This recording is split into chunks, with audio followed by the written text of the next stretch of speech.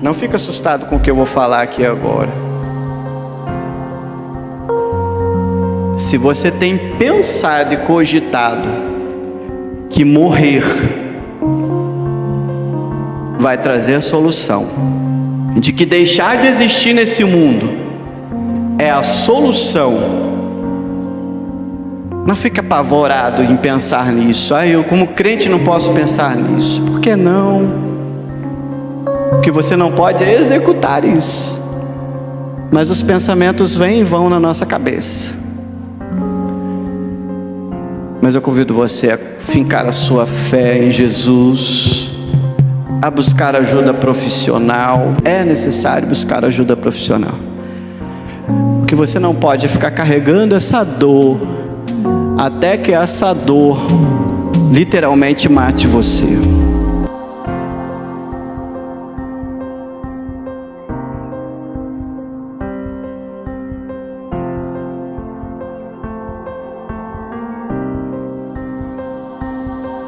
Nós, porém, não somos aqueles que recuam.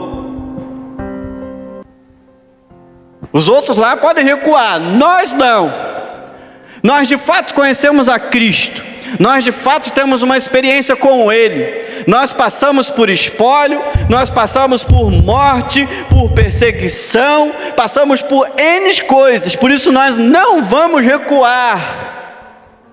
Meu irmão, minha irmã que está aqui nessa manhã, se você tem vivido um momento difícil, você que está pela live, um momento difícil, um momento de luta, se você entende que está passando por um momento emocional difícil, busque ajuda clínica. Ansiedade, depressão, síndrome de pânico, não deixe essas coisas agravarem. Não é porque você é crente que você não vai passar por isso, meu irmão. Você que está em casa, eu quero dizer a você, dá tempo de começar de novo. Deus chama você para começar de novo nesta hora, para refazer, para reconquistar. Hebreus capítulo 10, do 32 até o 39.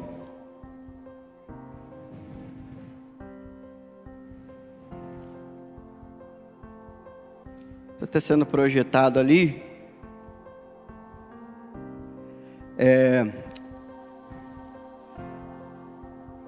Daqui a pouco, quando chegar no versículo 35, ou melhor dizendo, no versículo 37, eu gostaria que todos lessem junto comigo. Lembrai-vos, porém, dos dias passados, em que depois de seres iluminados, suportaste grande combate de aflições. Em parte foste feito espetáculos com vitupérios e tribulações, em parte foste participante com os que assim foram tratados. Porque também vos compadecestes dos que estavam nas prisões e com gozo permitistes a expoliação dos vossos bens, sabendo que em vós mesmos tendes nos céus uma possessão melhor e permanente. Não rejeiteis, pois, a vossa confiança, que tem grande e avultado galardão. Porque necessitais de paciência, para que depois de haverdes feito a vontade de Deus, possais alcançar a promessa. Agora vamos juntos? Porque ainda um pouquinho de tempo, e o que há de vir virá, e não tardará. Mas o justo viverá da fé, e se ele recuar, minha alma não tem prazer nele.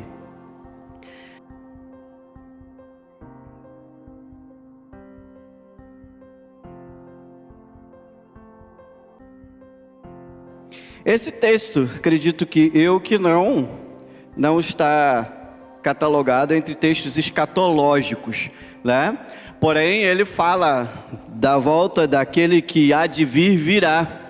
O contexto aqui, irmãos, é de total perseguição da igreja, mas num contexto ideológico, né? Os judaizantes querendo impor o retorno da lei, né? Sobre o cristianismo, sobre os ensinos de Jesus, E esse povo se sente muito pressionado, porque todos aqueles que recusavam isso, segundo o texto que você acabou de ler, tinham até os seus bens expoliados, retirados. E a igreja sentia uma grande pressão sobre essa perseguição ideológica, tal qual a nossa dos nossos tempos. No Brasil nós não temos dito uma perseguição física, de prisões e de bater, de espancar, mas nós temos uma pressão ideológica assim absurda, principalmente em cima dos nossos adolescentes e jovens, os jovens que vão para a universidade, muitas das vezes sentem-se inseguros com os ensinos que receberam para poder chegar lá, né? E debater de certa forma com os ensinos ideológicos que são colocados, né, ali no meio universitário, no meio acadêmico. Eu acho que deveríamos pensar mais em ter os nossos jovens e adolescentes tendo experiência com Deus do que muni-los de, muitas das vezes, de ensinos acadêmicos para eles combaterem, né, lá na faculdade. Eu acho que isso é uma coisa que temos que pensar, né? Porque o que o autor, e não briguem comigo se eu falar porque o apóstolo Paulo, porque de vez em quando vem na minha cabeça que Paulo escreveu os Hebreus, que até onde eu sei, pastor, ninguém ainda descobriu de fato quem escreveu o livro aos Hebreus, né? Mas vira e mexe, quando eu vou citar o autor, vem na minha cabeça Paulo, não sei porquê. Mas o autor aos Hebreus, ele traz a mente dos seus leitores e ouvintes muito mais uma experiência com Deus do que um saber acadêmico, né? Mas nós podemos olhar para esse texto, e eu estava lembrando ali agora mesmo, quando estávamos cantando as canções, que nós estamos no mês de setembro. O Batista Brasileiro sempre traz o mês de setembro como campanha de missões nacionais. Mas também o mês de setembro, na saúde pública, é o mês setembro amarelo. O mês de setembro fala sobre prevenção de suicídio. E, irmãos, devido aos acontecidos e tudo que tem acontecido no nosso meio, não só no Brasil, mas no mundo, nós sabemos que, infelizmente, esses números, né, o número de suicídios, eles têm crescido absurdamente. Absurdamente. Vivemos, irmãos, tempos difíceis. Sabe como a gente usa aquela expressão, enfrentando um tempo ruim? Deu ruim, né? Hoje a gente liga só, deu ruim aqui, alguém precisa fazer por mim, ou alguém precisa me substituir.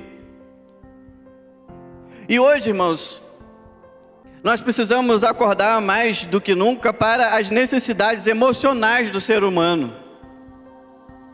A gente sempre falou de suicídio, mas o suicídio apavorou a cristandade quando ele começou a acontecer no altar. Quando a gente sabe que isso aqui não é altar, né? Eu só estou usando a expressão. Quando começou a atingir os líderes religiosos, os pastores. Houve uma onda assim assustadora. Toda semana a gente tinha uma notícia, toda semana um pastor, né? Até então, quando a gente não conhece, a gente fica assim apavorado, mas a gente fica escabriado olhando, né? Mas eu tive um pastor amigo que tirou a sua própria vida. Isso parece escandaloso, né? Às vezes, para de filmar, por favor. Lá da Bahia, lá de Feira de Santana, muito com depressão, não demonstrava isso, não demonstrava. Era uma pessoa extremamente extrovertida. Tive o prazer de conversar com ele muito tempo, me contou um pouco da história dele. E para minha surpresa, meses depois, se não anos depois, eu recebo essa notícia.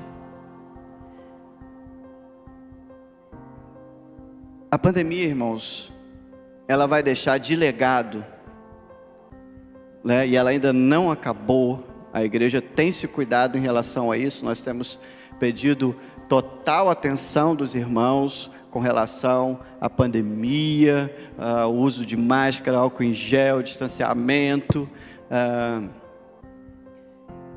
Ela deixa um legado, né, de doenças emocionais assim absurdas. Nível de ansiedade, depressão, síndrome de pânico aumentou absurdamente. E a postura da igreja não pode ser indiferente a isso. Porque na tradição da cristandade se atribui isso só a demônios, né? E aí vai lá e faz a oração e expulsa. Mas aí quando um crente firme, fiel em Cristo Jesus passa por essa dificuldade, ele não sabe o que fazer, porque ele nunca deu legalidade a demônio e está se sentindo assim. Talvez você deve estar se perguntando, mas em que o texto de Hebreus tem a ver com isso? O texto de Hebreus fala de um tempo ruim, de um tempo difícil, em que o autor tenta trazer à mente dos seus leitores e ouvintes uma saída, para, se não sair desse momento, mas poder passar esse momento de forma de pé. E existem algumas coisas que nós podemos aqui observar nesse tempo ruim, que eu e você possamos estar vivendo nesse momento. No versículo 32 diz assim: lembre-se, ou seja, lembre-se que nem sempre foi assim. E quando eu estava lendo o texto, ele traz à memória os dias passados. O profeta Jeremias vai dizer: quero trazer à minha memória aquilo que me traz esperança. Normalmente pensamos que aquilo que nos traz esperança são coisas boas do passado, mas o autor aos Hebreus, ele não traz recordação de coisas boas. Aliás, ele traz recordações de coisas apavorantes, né? Lembre-se dos primeiros dias em que foram iluminados, ou seja, receberam o Espírito Santo de Deus, e suportaram com grande desafio e sofrimentos, foram expostos publicamente, né, nas arenas, né, naquele show de horrores que era feito com os cristãos, queimados.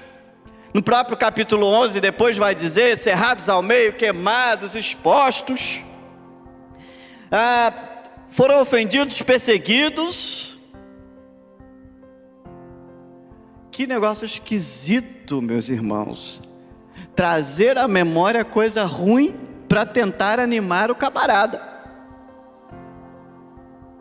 Mas é óbvio aqui, irmãos, que o autor está dizendo: olha, vocês já passaram por coisas piores, vocês já enfrentaram coisas piores, vocês se mantiveram de pé, vocês não caíram, vocês prosseguiram. Por isso lembrem lá do passado, onde vocês ainda eram novos convertidos, vocês foram logo depois de serem iluminados, exatamente, essa expressão que ele utiliza, vocês conseguiram e passaram por aqueles problemas. 2 Timóteo capítulo 2, versículo 12, Paulo diz assim: por causa também sofro, mas não me envergonho, porque sei em quem tenho crido, e estou bem certo de que Ele é poderoso para guardar o que lhe confiei até aquele dia. A perseguição era grande, a pressão das autoridades, dos religiosos era grande, mas o autor aos Hebreus está dizendo: lembrem-se que já foi pior, lembrem-se que vocês superaram, lembrem-se que vocês conseguiram passar por isso e vocês continuam de pé, Deus preservou vocês. É óbvio, irmãos, que nessa lembrança que eles buscam lá atrás, eles lembraram também de irmãos que foram devorados por leões, lembraram também de irmãos que foram presos, que foram mortos. E essa lembrança, por mais que pareça tortura, deveria ser algo que traria ao coração de cada um deles esperança de que Deus nos guarda, seja na vida, seja na morte.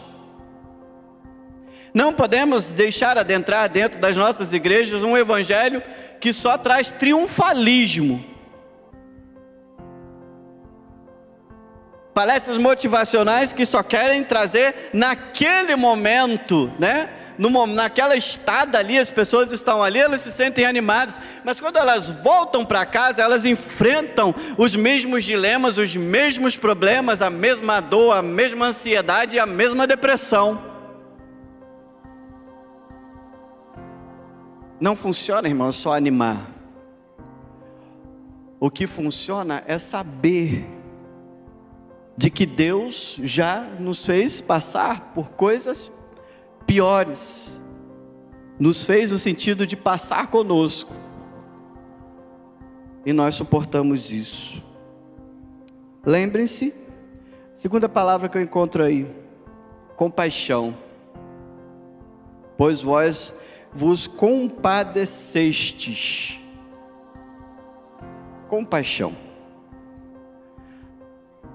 Compaixão é um sentimento muito confundido com pena, não é? Você sentiu uma peninha de fulano, mas só quando você sente pena de alguém, você nada faz por aquele alguém. A pena é um sentimento em que você só observa de longe. E aí você fica com pena, aquela pena termina ali, e aí você vai embora. O sentimento de compaixão não, o sentimento de compaixão retratado aqui é que eles estavam, alguns na prisão, e alguns estavam juntos com aqueles que estavam na prisão. Ou seja, compaixão, sentir a dor do próximo com o seu coração, misericórdia, não é? É de vivenciar com o irmão aquilo que ele está vivendo, e aquilo que ele está vivendo também seja aquilo que eu vivo. Mais um pouquinho acima, no versículo 25 do mesmo capítulo 10, o autor vai dizer, não abandonando a vossa congregação, como é costumes de muitos, mas antes admoestando e animando uns aos outros, porque breve, né, está se aproximando aquele dia.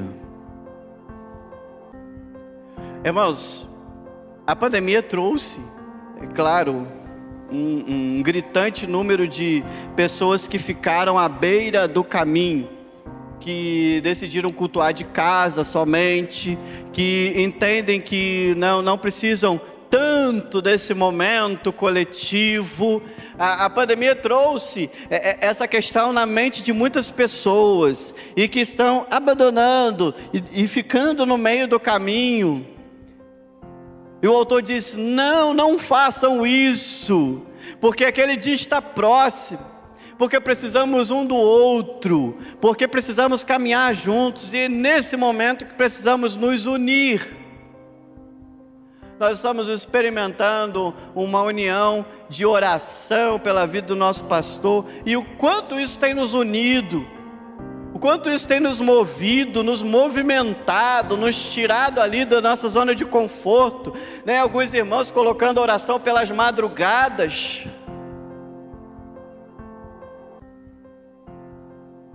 É sofrer junto, é ser preso junto. Era isso que acontecia.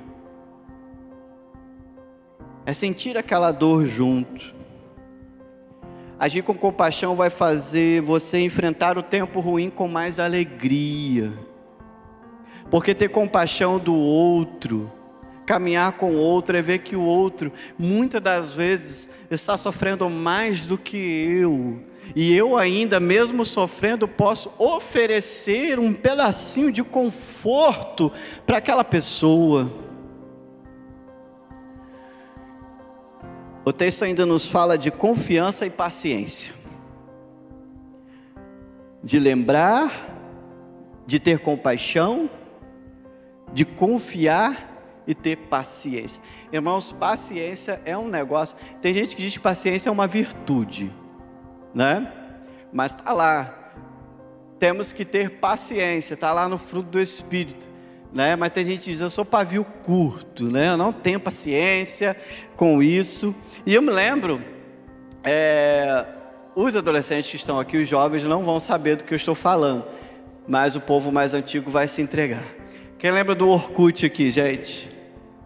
Aí, ó, adolescentes, olhem para trás. Não vem não, seu pai tinha Orkut, você não tinha não. Não tinha, seu pai. Eliseu tinha, Analice tinha Orkut, você não tinha Orkut não, né? O Orkut era uma rede social da nossa época, né? E tinha umas comunidades. Você fazia parte das comunidades? Não, Alves? Eu fazia parte de algumas comunidades, dentre as quais tinha uma comunidade que eu fazia parte, eu odeio esperar. Eu tinha esse negocinho de comunidade, era legal, eu gostava disso. Eu odeio esperar, né? Estar no ponto de ônibus, estar esperando uma resposta, né? Às vezes a pessoa diz assim, você vê aí, eu te ligo depois. Aí tu fica ali no WhatsApp, né? Às vezes erra o dedo, liguei sem querer, fulano, né?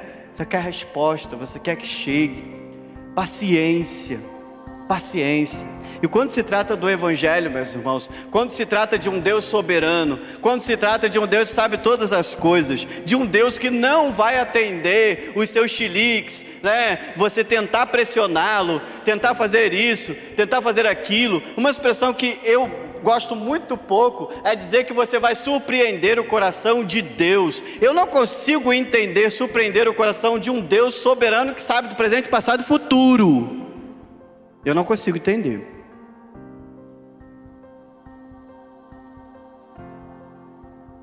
É difícil ter paciência quando não se sabe quando esse Deus vai voltar, quando aquela dor vai passar, quando aquela angústia, aquela ansiedade vai embora, quando aquela briga no lar, aquela confusão vai passar.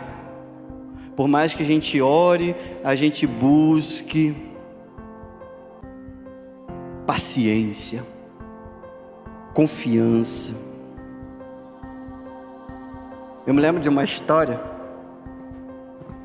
de uma ilustração, né? De um jovem que estava caminhando, de repente ele caiu dentro de um buraco muito fundo, e ele foi caindo, e desesperadamente, nesse momento a gente se apega a tudo quanto é Deus, se apega a tudo quanto é fé para não morrer. E ele começou a orar, rezar, fazer várias coisas, quando de repente ele conseguiu se agarrar a um galho.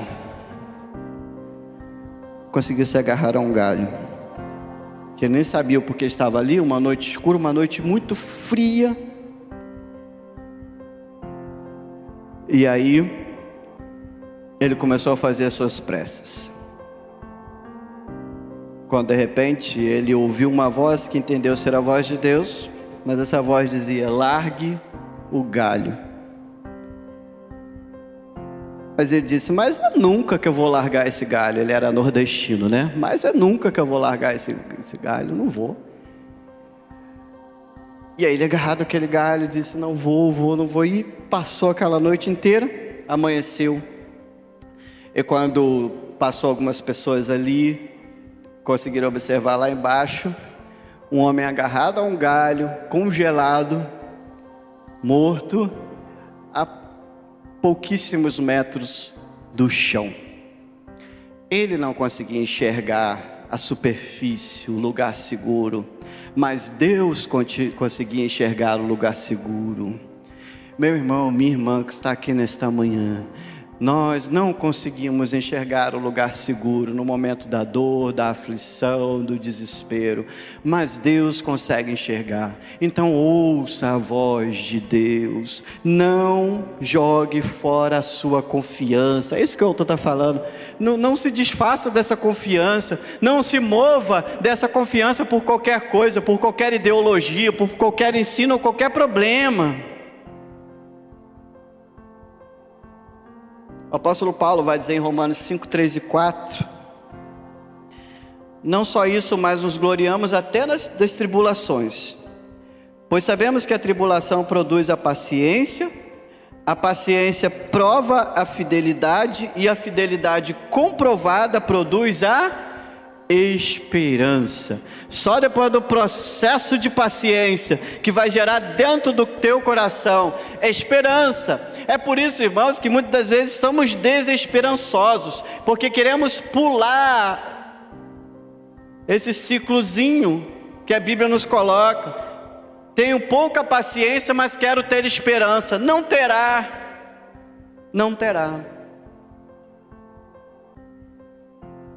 Pouco tempo depois eu disse, eu não posso como crente botar um negócio desse, né? Eu odeio esperar, odiar é uma palavra muito forte, né?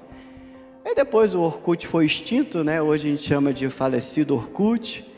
Veio as outras redes sociais, que vira e mexe nos bloqueia por causa de discurso de ódio, né? Mas precisamos ter confiança, paciência e, por fim, irmãos, crer que Ele virá. O apóstolo Paulo descreve assim, lá em 1 Tessalonicenses, capítulo 4, versículo 16 a 18, a volta de Jesus. Porque o mesmo Senhor descerá do céu com alarido e com voz de arcanjo e com a trombeta de Deus. E os que morreram em Cristo ressuscitarão primeiro. Depois nós, os que ficarmos vivos, seremos arrebatados juntamente com eles nas nuvens, a encontrar o Senhor nos ares. E assim estaremos sempre com o Senhor. Portanto, consolai-vos uns aos outros com esta palavra. O livro de Apocalipse, irmãos, não é para tocar terror nem desespero na vida de ninguém. É para consolar, é para exortar. E no caso a gente está lendo Tessalonicenses. O contexto escatológico da Bíblia, todo ele é para animar, consolar, confortar e fazer com que o crente prossiga, crendo de que Jesus vai voltar, vai dar fim ao sofrimento, vai colocar as coisas no lugar e vai nos levar para o céu que nos é prometido.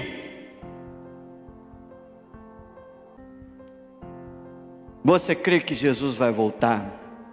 Você que está em casa, tem essa fiel convicção na volta de Jesus? Porque faz tanto tempo que os crentes falam isso, não é verdade? Que a gente acaba se acostumando a lutar por essas coisas que temos aqui no mundo. No próprio texto diz que muitos crentes desse primeiro século aceitaram a expoliação dos bens tranquilamente. Ah, vai levar minha casa? Vai levar aqui minha televisão, minha Smart TV de 50, 65, 70 polegadas? Pode levar.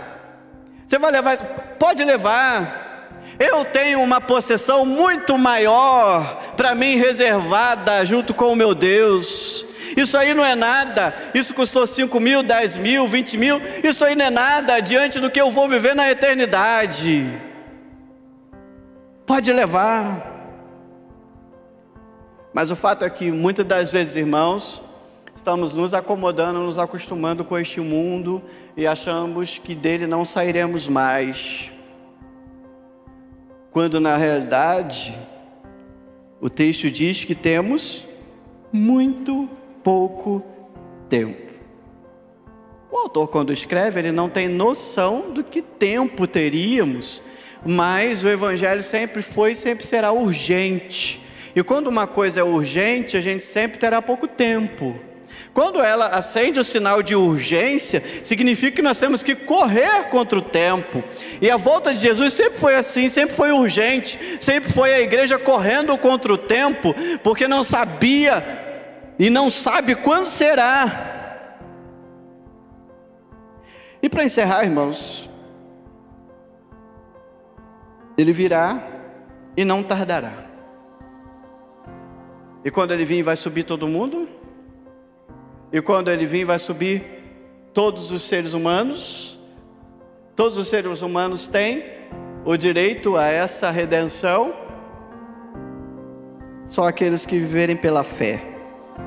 Só aqueles que não recuarem, não é isso que está dizendo no versículo 38? Mas o meu justo viverá da fé, se recuar a minha alma não se agradará dele. E aí o autor vai dizer, mas deixa eu dizer uma coisa aqui, deixa eu botar um ponto aqui. Nós, porém, não somos daqueles que recuam. Os outros lá podem recuar, nós não. Nós de fato conhecemos a Cristo. Nós de fato temos uma experiência com Ele. Nós passamos por espólio, nós passamos por morte, por perseguição, passamos por N coisas, por isso nós não vamos recuar. Meu irmão, minha irmã que está aqui nessa manhã, se você tem vivido um momento difícil, você que está pela live, um momento difícil, um momento de luta, se você entende que está passando por um momento emocional difícil, busque ajuda clínica. Ansiedade, depressão, síndrome de pânico. Não deixe essas coisas agravarem. Não é porque você é crente que você não vai passar por isso, meu irmão. E eu fiz um bom tempo de terapia ao longo da minha caminhada. Uma coisa que me chamou muita atenção, que o psicólogo falava comigo é: todo ser humano passa por momentos depressivos. Todo ser humano passa por momentos de ansiedade. Todo ser humano passa por momentos de angústia. O que não pode é que isso se torne cotidiano na sua vida. Porque vira e mexe você fica meio depressivo sim, meio triste, para baixo. Talvez um assunto te movimenta e você fica muito ansioso para resolver aquilo. Agora, quando isso se torna uma constante na sua vida, aí o que acontece? Aí é patológico, aí já se tornou enfermidade, aí já precisa ser tratado. A conversa com o pastor, um apoio de um irmão, sim, também é muito bom, mas precisa sim de um acompanhamento clínico em muitos dos casos, se não na maioria deles.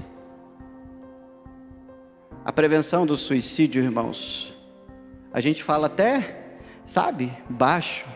Você não vê cartazes por aí, igual você vê tem o outubro é azul, não é? Qual é o das mulheres? O outubro é rosa, o novembro que é azul, né?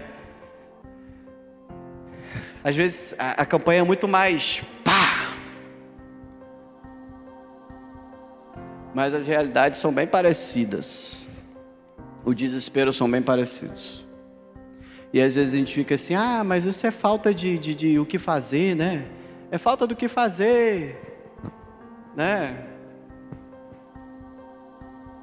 E às vezes a pessoa pensa que é uma coisa, mas ela está doente.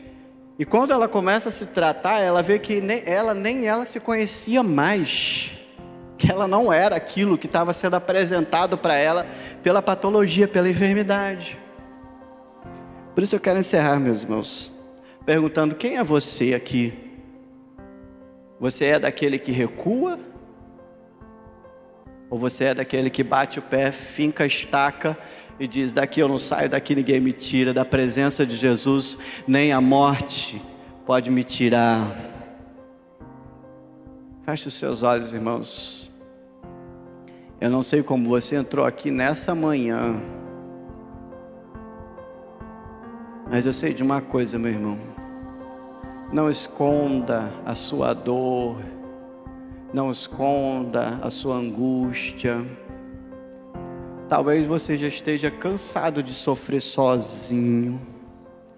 Talvez você já esteja cansado das coisas que você tem passado. Talvez esses dias tenham sido muito duros.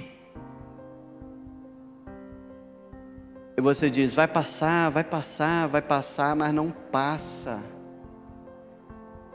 Mas não passa. Por isso eu convido você nessa manhã a se derramar diante da presença de Jesus. Por isso eu convido você nessa manhã a dizer ao Senhor, a entregar nas mãos dele a sua dor, a sua dificuldade. E se você tem vivenciado esse momento difícil, emocionalmente, não fica assustado com o que eu vou falar aqui agora. Se você tem pensado e cogitado que morrer vai trazer a solução, de que deixar de existir nesse mundo é a solução, não fique apavorado em pensar nisso. Eu como crente não posso pensar nisso. Por que não? Porque você não pode executar isso. Mas os pensamentos vêm e vão na nossa cabeça. Mas eu convido você a fincar a sua fé em Jesus, a buscar ajuda profissional. É necessário buscar ajuda profissional. Porque você não pode ficar carregando essa dor até que essa dor literalmente mate você. Lembre-se, você já passou por coisas mais difíceis. Tenha compaixão, paciência, fé, perseverança. Jesus há de vir consolar essa sua dor. Para muitos desses homens aqui, a volta de Jesus foi a morte deles. E que morte, hein? Que mortes cruéis.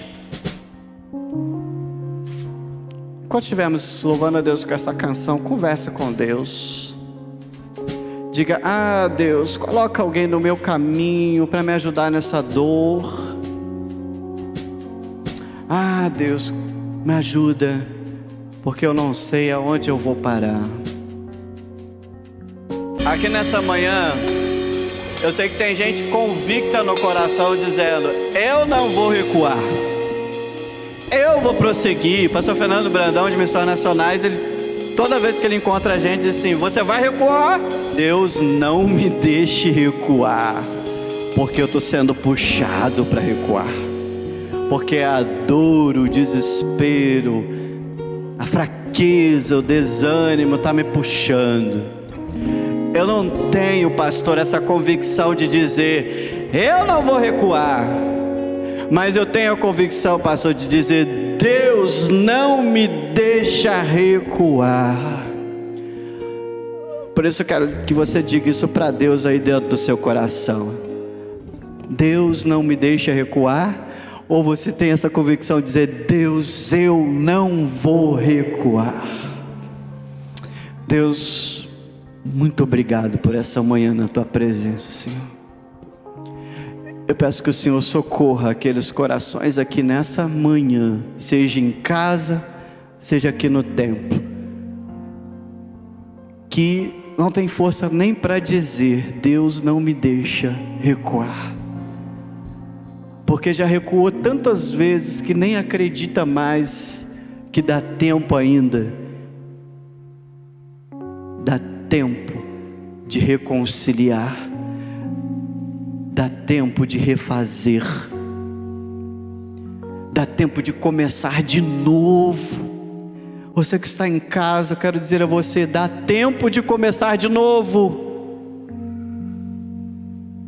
Deus chama você para começar de novo nesta hora, para refazer, para reconquistar.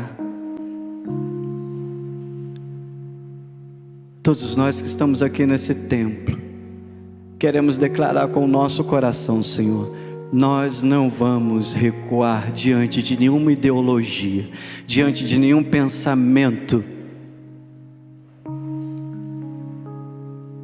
Socorre-nos, ó Deus. Sabemos que o Senhor não tarda em vir nos buscar. Socorre-nos, Senhor, em nome de Jesus. Amém.